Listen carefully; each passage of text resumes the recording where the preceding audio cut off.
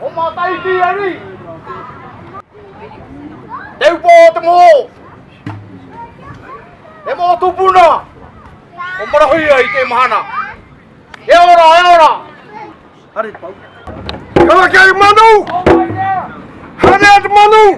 Hanet me. Kau cuai.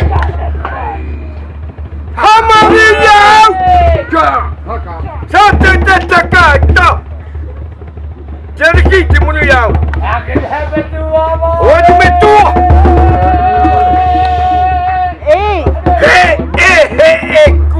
Kuat kau.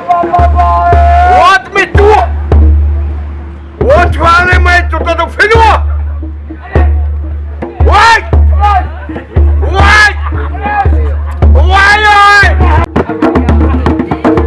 They don't need. Yeah.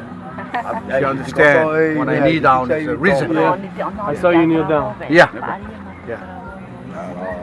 There's a protocol. Mm-hmm. Protocol.